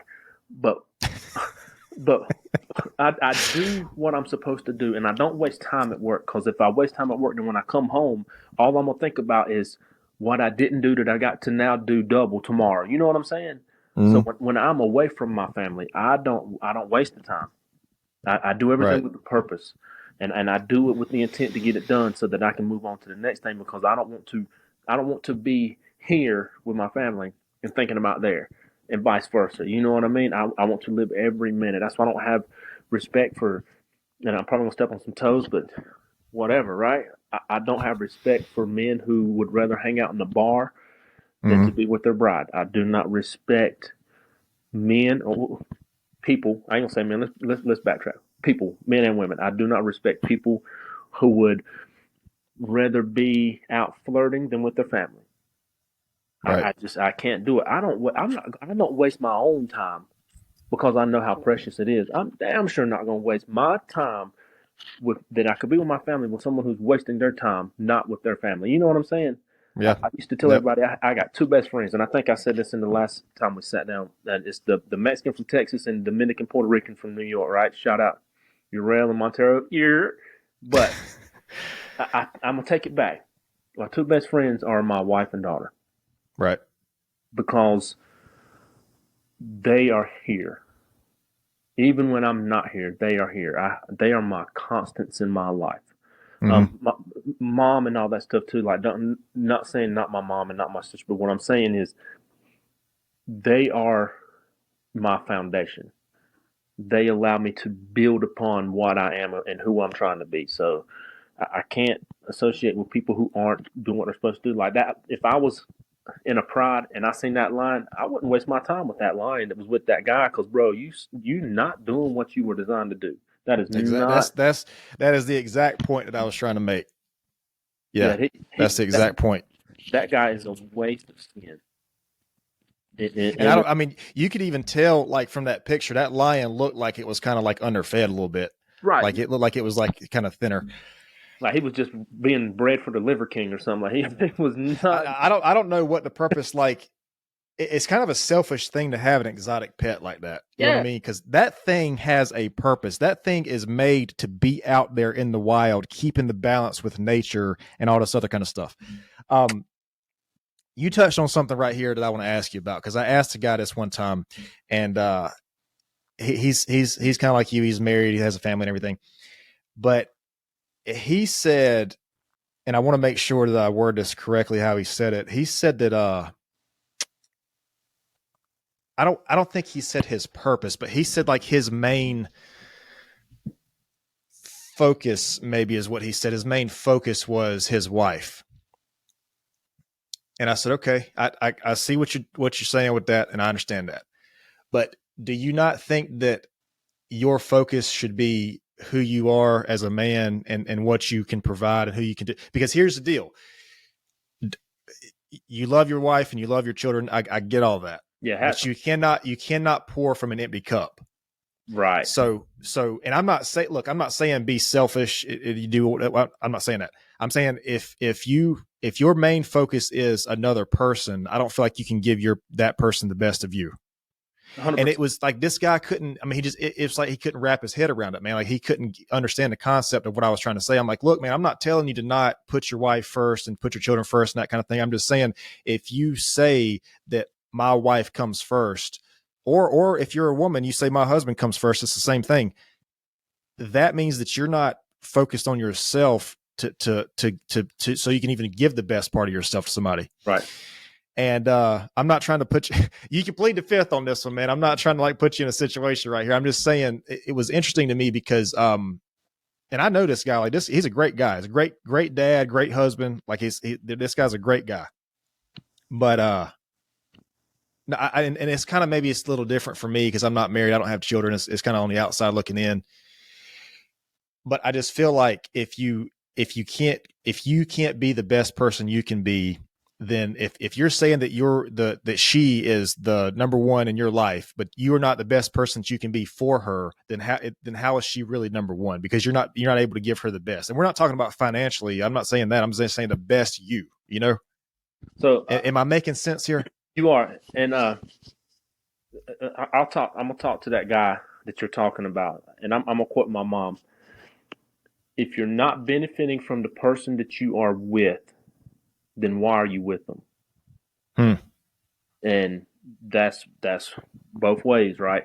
So if you're giving your all to her, then it sounds kind of contradicting, but why is she with you? And that was kind of a thing that I had to look at myself. And it takes, sometimes it takes like the bad. Like, did you ever heard of a necessary evil? You know what I mean? So sometimes it takes the bad to make the good surface. So it took me going through some things, some personal things that I had to work through with family and stuff. And I realized at that point that I may not have been who she needed me to be. Mm-hmm. I did the same thing that guy was doing. I put her first. It was always I wanted to make sure she was happy. I wanted to make sure she had everything she needed. I wanted to make, you know what I mean? She wasn't longing for anything. I wanted to make sure her life. Right. And when that situation come up, and so my wife's family is Italian, and well, not her whole family, she half Italian, whatever. So if that kind of paints a picture of who she is, then she had no puns of telling me where she was at and what she Right. needed, right? So when I was going through these things and I'm trying to process it myself, and I was just like, oh, I just don't know what to do, and and she was like, well, this is what I need you to do. And when she laid it out for me, I realized what I wasn't doing, and Hmm. it was that specific situation, but that kind of translated into everything else in life, because she set a clear goal of what she required of me as a husband, a father, a protector, and Hmm. and I was like, oh shit. So if I'm not doing it in this situation, what about this situation? And I started evaluating everything that I was doing and where I was at personally, and I was like, I ain't it. If I was her, I wouldn't want me. If that makes any sense, right? Um, Right.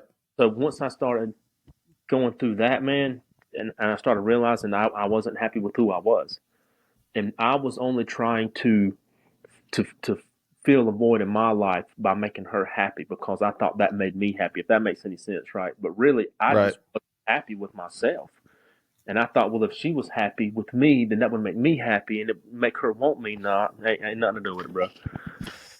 Well, it kind of sounds backwards too, because you have to think about if you put another person, if you're a man or a woman and you are with a man or a woman and you put that person at the direct forefront, the top priority of your list of your life, it's almost like there's something about that that's unattractive. You know what I'm saying? Like I feel like if I'm with a person, man, I'm not going to use myself as an example. I just feel like if people are with somebody and that person is partner A puts partner B way ahead of them as far as priorities go, it's almost like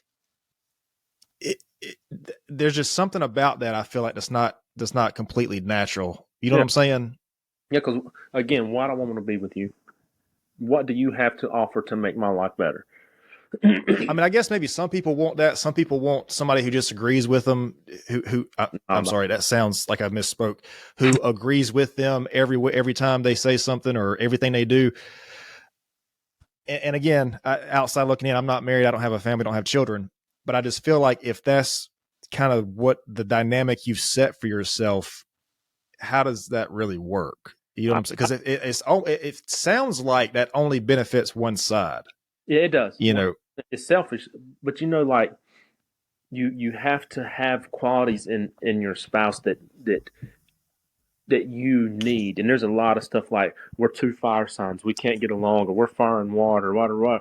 And there's all kind of different thought processes and stuff. But you have to look for qualities in your significant other that not that you lack. You can't. I'm right? not saying look for something that you lack, but what I'm saying is look for things that you admire, things that you feel are important in your life. And a lot of times that is the stuff that we're lacking. But well, to be honest, we don't need partners for anything other than for emotional support. That's the only reason you actually need someone, because everything else that you can get from a partner, you can give to yourself. Everything. Well, and that's another thing too. If you can't give yourself that, if you can't give yourself the validation or the acceptance, if you can't make yourself feel okay with who you are, you're going to look for another person to do it, and that opens up the door to be manipulated or controlled by this person. And I think that that's the thing about that's one of the reasons I hope people can build their own self confidence and their own self worth. Because if you can't, man, you're giving somebody else complete power over your life. Oh yeah. And Um, to have gratification, like you don't have to have someone tell you, "Hey, don't do it like that. That looks weird." oh, sorry. I just I didn't want the mic to pick it. I didn't want the mic to pick it up. um, you don't have I'll to. do it. I'll do it over here in the background. You don't validate your successes or anything like it's not like you're hitting a PR. You're not hitting this new goal. Um, a pat on the back is not what you should be seeking when you're out here doing things that make you happy. Just the fact that you found happiness in it is what you should do, because doing things that you like will make you find other like-minded people. You ever know Hmm. gym rats? Yeah. Like my mom used to say, birds of a feather flock together, right? So if Yep. you find a passion in life and you feel lonely, don't worry about it. You're just going through it, bro. You find your passion and you start to do it and you start to indulge in it and you start to make it a priority. Before you know it, you're going to find someone else who has that same passion, and you don't have to be on the internet to find what you're looking for. Like they say, oh, I need to go out to find somebody. No, you find somebody doing things that you like to do at the parts store, at the Yep. grocery store, buying food. You reach down to get some asparagus and you touch another person's hand and it's like love at first sight. You know what I mean? That's how it works. You don't have Yeah. to have all this gratification from the internet. You don't have to be validated on all your moves. Make moves in silence, and Yep. then look back in 6 months and see where you were, how far you've come, and all that. That to me is where I've done it, because I don't set goals. I know that sounds horrible to say, but it's honest. I don't set goals. I don't have. Well, in 6 months, I plan to be at this position in my job, and this. I don't. I plan to be at this weight and this rep range. I don't have those goals, man. I just keep pushing every day. So when I look back, I'll see how far I've come, and that is the motivator inside of itself. The only short plans I have are silly things like building a back porch on my house that I can park my car up against with a. I got little silly things like that, but I don't have like life dreams and things, because I live my life every day. People say you should save for retirement. No, I should not. I'm not saving for I retirement, bro. mean, I know it sounds like you don't have goals, like you don't have these goals and everything, but you whether you realize it or not, you do have a meta goal that you're working for, like you're working towards, which is Oh, to be the best man you can be for your family. Because you're over here, you're taking care of your health, you're trying to take care of your career. Uh, Building the back porch on your house makes your house a more valuable, better place for your family to enjoy. Like whether you know it or not, you're working towards a big goal, which is yeah. like to be the best man you can be for your family. I guess to And me, that's admirable, man, because there a lot of there's a lot of families that don't have that, you know. well, thank you, but I feel like a goal is something that you can reach. Does that make sense? You're always striving for the goal line. The thing that Okay, yeah, I see what you're saying. Yeah. so mine is an unattainable goal, because I will never be the father that I feel like I should be. I will never be the husband I feel like I should be. I will never be the son, and so on. Um, for some people, that's a demotivator, because they're like, well, ain't no sense in me even trying because I'm never gonna make it, right? But for me, it pushes me even harder, because how close can I get? Hmm. How far can I go? And to be honest, man, like I just when I think about it sometimes, like when my days are done and and my story's being read, what's it going to say? They're definitely not going to say that. They're not going the story, and I'm not going to detail, but the story that they're not going to tell is how strong I was, Hmm. how tall I was, how I maintained weight. You know, what I mean, that's not the stuff they're going to tell. The thing, Right. all that'll fade. That will fade and tarnish, and the shine will get gone. What will stand the test of time is how I did my day. Every day is basically the same, because I'm pushing for the same goal every day. The Hmm. the things I sacrificed, the time that I didn't waste, those are the things that are going to stand the test of time.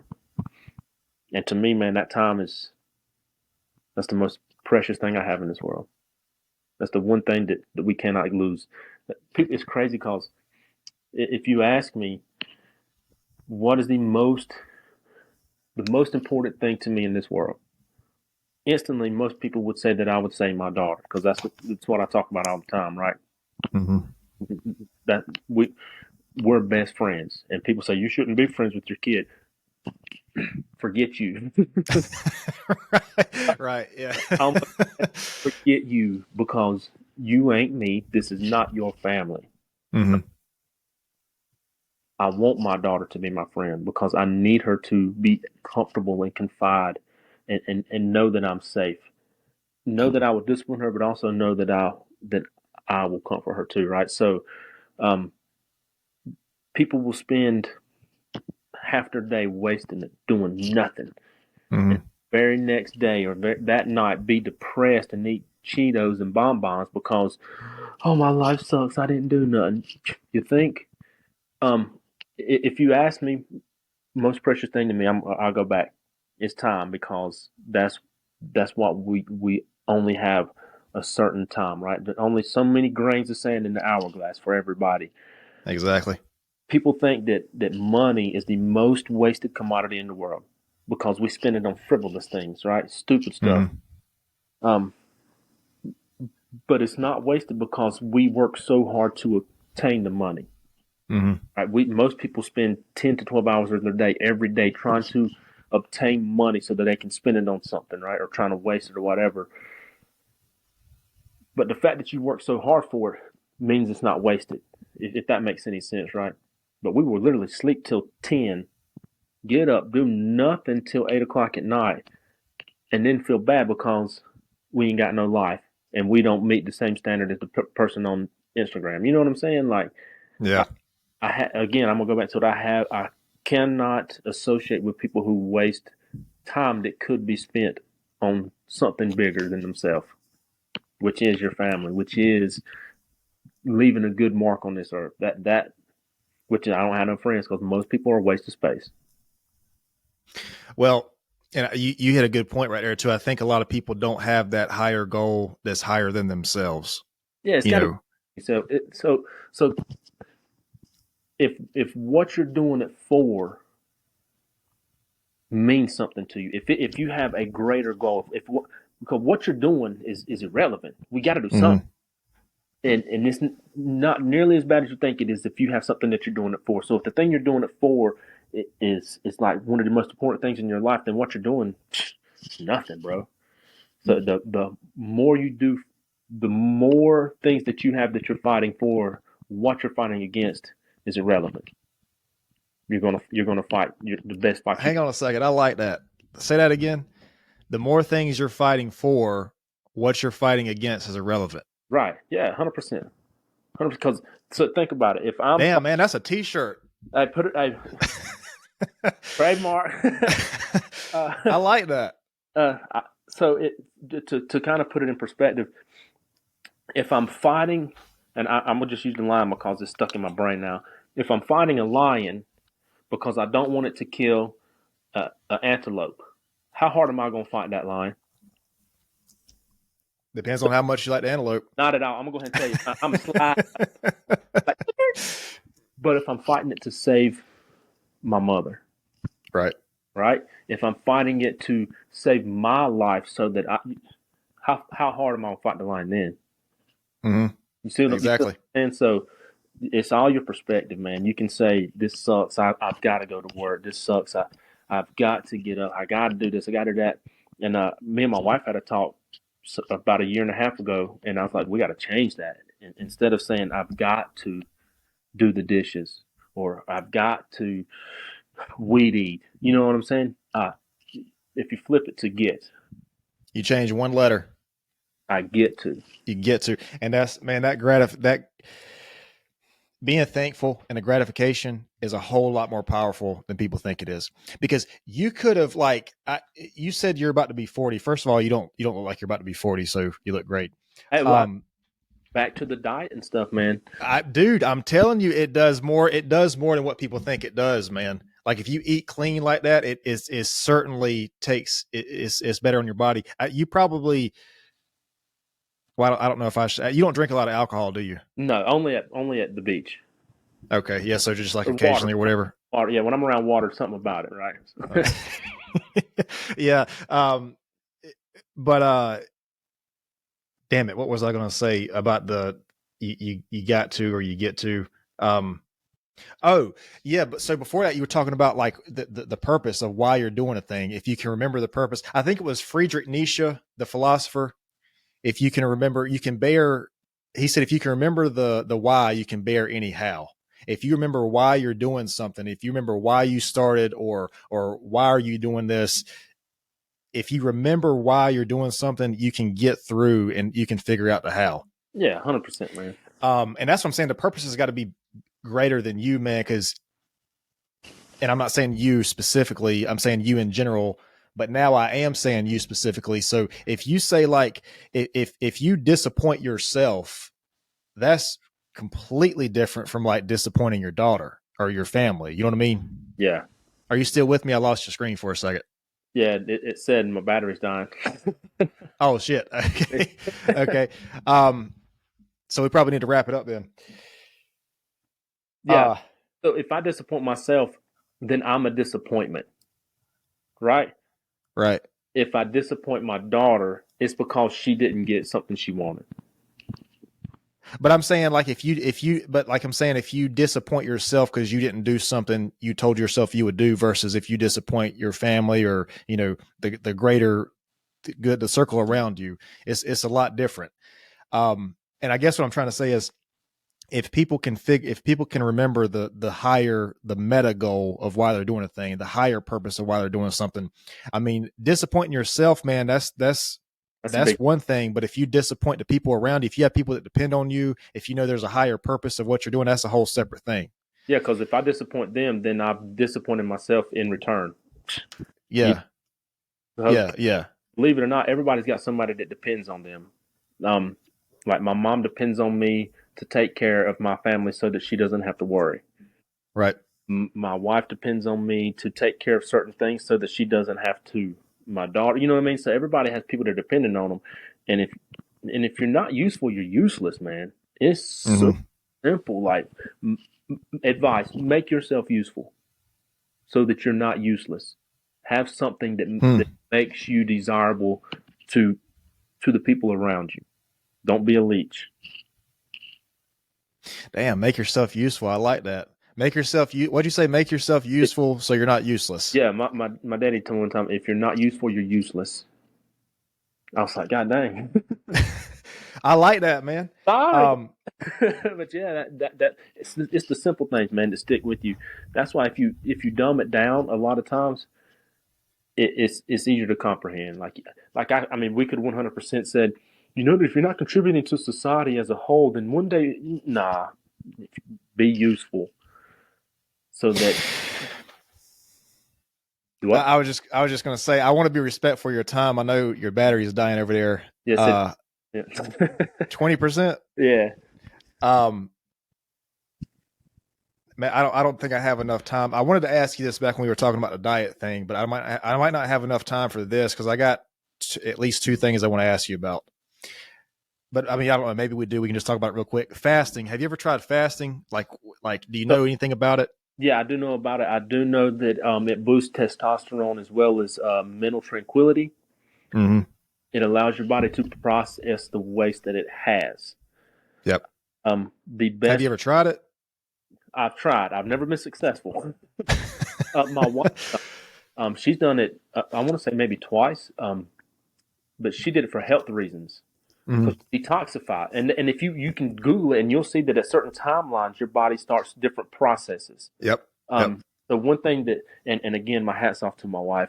Like Keisha, I love you. I can never thank you enough. But she she's ensures that we eat every night when I get home. Essentially, Right. some 6 o'clock, 5:30, but 5:30 ish, 6 ish, we've ate already done ate. Mm. Um, and I won't eat again till 10:30 usually the next morning. Okay. Do math on that. That time frame, sometimes 16 hours before I eat It's again. like, yeah. Um, and that allows my body to process all of the waste that it has. And if you ever eat when I go to the beach, it's horrible. But like if you eat at 10 o'clock at night, you wake up the next morning feeling like crap. Mm-hmm. Just your body hasn't had time to stop working because Yeah. that's what it needs. Your body needs to chill for a minute, right? Um, Exactly. Yeah. so now I say that, but I do drink coffee in the morning. Mm-hmm. Um, and you said you don't take pre workout. I do. You get to be my age, boy. But I Well, do. I just don't want to be dependent on it as the only thing. Like I want to make sure I can be motivated to work out. I That's take just all it is. let's see, the stimulant free or low stim. Mm. And the stuff that I've been taking for like the past 6 months has been like a BCAA style. Okay. So So that is like that's a pre-work. That's more like a for your pre, muscle. yeah, pre Yeah, 100% because yeah, yeah. I'm 40, man.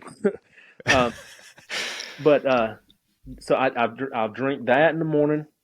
I'll drink the coffee, and then usually about 8:15, I'll drink. I'm here for the past month and a half. I've been drinking a protein shake, Mm, uh, but now I'm on organic and plant-based protein powders, and it's chock full of enzymes and probiotics and stuff like that. Tastes yep. like yeah, like tree roots is what it tastes like, man. If you can imagine Yeah. pulling fruit out of the ground with dirt on it and eating it, that's what it tastes like. But I don't do it. You don't do it for the flavor. You do it for the fuel. Anyway, Right.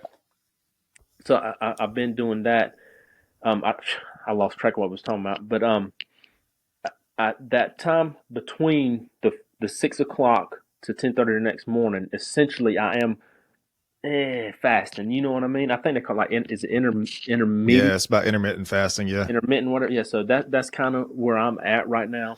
Um, and I know a lot of people that have to eat before they work out because, and I used to be the same way because then I have the energy to do it. But you can same. That's how you get hooked on pre-workout. That's how, right. Well, I mean, but anytime you eat, though, your body has to use energy to digest that food. So I'm So it could have a counter effect, man. Like if you eat before a workout, it could your body is going to divert blood flow to your stomach to digest the food. So it's going to be it could be the opposite effect.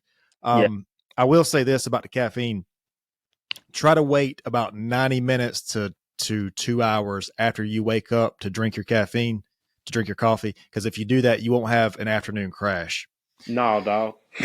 Well, I mean, I know it sounds tough, man, but if you can just make it through that 90 minutes But so and then drink your coffee. I wake up at like 4:30, 4:45 in the morning, and I'm working out by 5. Yep. There's no way I can wait 90 minutes like that. I no. Okay. Well, so then do this one. So So if you're working out that early and you're drinking your protein shake at like 8, you really want to be drinking that protein like as mhm. soon as you finish that workout. That's what they say. Yeah. I tried drinking a protein shake before I worked out. I Mm-mm, did it for a no, week. Oh, bro, you talking about nah. bubble guts and stuff. Um, Mm-hmm. so the one thing, and I'm not a food nutritionist or nothing like that, but I will say real quick, in a day you need to consume X amount of nutrition, Mm-hmm. different pieces of nutrition. I'm not going to get to the whole formula, but you got to have an X amount of nutrition in a day. Where I'm at in life, I'm happy and content. Now I could probably like flash forward my progress or whatever if I did things on certain time scales and stuff, but I have a daily requirement that I meet, and this I'm Mm-hmm. not super strict. I'm not like a Mike O'Heron or however you say his name, but I have these things that I consume in a day, and as long as I consume them in that day, I'm cool with it. I'm cool Okay. because I'm not trying to be in a contest. I'm not trying to, you know what I mean? Like I'm not out here taking my shirt Mm-hmm. off in public for no reason just to get a reaction out of people. I'm doing it for the long run. Right. You know what I'm saying? I want to be able to play with my grandkids, bro. That's my Yeah. plan. So as long as because at that point it becomes it's not a race against time because I feel like if I don't work out, then I don't have to do the protein. I don't have, you know what I mean? I don't got to get the cardio. Right. And at that point, you're being counterproductive because if you skip a workout day, then you don't take your vitamins that day. So as long as if you're checking the boxes every single day, consistently, every day, every day, every day, I'm not as concerned about when I do it as that I do it. I got you. Don't Um, so I have one more thing to ask you, but before I do you have anything that you want to promote? Website, a cause, organization, a company, a business, or anything? uh, no, yeah, um, promote mental health. Mental health. Um, promote. I want to make sure people are aware that their mentality is their reality. Hmm. Fix your mind, and you can fix your life. All right. Shout out to Ground 40. I don't know. That's probably backwards on the screen. No, it's right. Yeah, it's right. Uh, they're a really great cause here in Monroe, man. I know a lot of people that's been there and been in there and been out. They help like transition people from out of incarceration and off of drugs and help them. It's a Christian based organization, so shout out to them. walking free. And that's why I don't volunteer and stuff like that, not to the organization. So I'm not trying to paint a picture that I do, but we donate a lot of stuff to them as far as household items, and we buy water and detergents and soaps, and just give anonymously or whatever. But really great cause, man. They help everything from men to women, homeless, battered women, addicts, and everything. But no Okay. website. Pure Wisdom podcast. Yeah, yeah, yeah. All right. So last thing, what is the most valuable lesson that you've ever learned? Ooh, the mm, It could be it could be anything, just the most valuable, or maybe one of the most valuable. don't take things for granted. That's probably the most valuable lesson I've learned. Um, you have to you have to respect the process, and you have to endure the process. And you got to take the steps necessary to get to what you want, where you want. So I don't take things for granted. Not time, not possessions, not people, nothing. My wife's grandmother used to say all the time, "And this too shall pass." Hmm. And it was only said in hard times. I wish it would have been said more on good times too, Yep. because those are the things we take for granted. Um, Everything's temporary. Live every moment. So that's the one thing that I've learned is don't take things for granted. Everything is a blessing, even if it's bad. There's a reason for it. So That's beautiful, man. yeah. Yeah. I appreciate it.